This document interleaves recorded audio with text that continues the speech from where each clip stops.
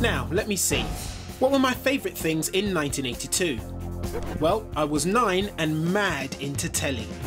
David Hasselhoff screeched onto our screens with his high-tech car KITT in Knight Rider. A new type of alternative comedy appeared with The Young Ones. And all of us wanted to be in...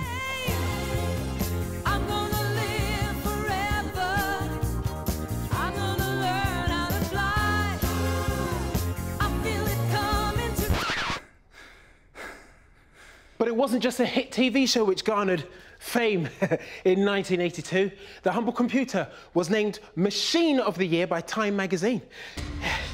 And what a good shout that was, because this was the year that computer giants Commodore brought us the 64. This iconic 8-bit computer had quite a few big-name competitors around at the time, but Commodore's decision to sell this in retail shops as well as electronics stores blew the market wide open. It could be hooked up to a normal TV set. Ow. And it came with a disk drive as well as the option for a data cassette recorder. As the name suggests, the C64 had 64 kilobytes of RAM, which was around double that of its rivals.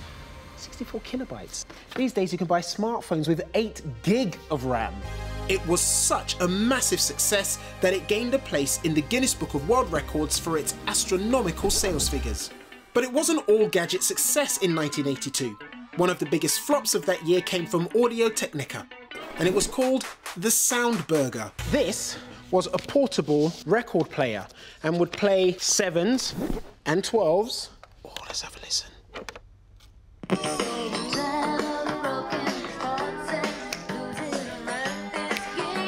This was Audio-Technica's own take on portable music, following Sony's hugely successful Walkman. But the trouble was, it needed to be laid flat to actually work.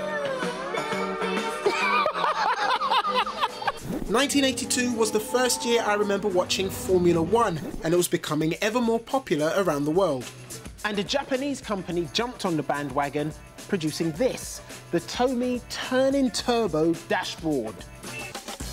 This simple driving simulator came complete with working gears, an ignition, illuminating dashboard and a steering wheel. Now, even though it only had a 3.5-inch display, it was still fun to play.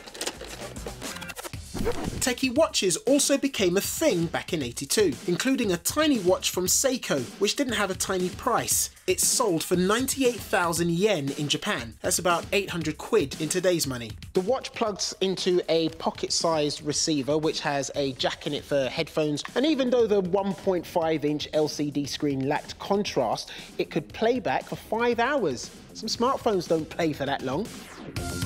But it wasn't just entertainment that became wearable in 1982.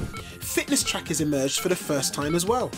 This PE300 from Polar is a heart rate monitor with integrated computer interface.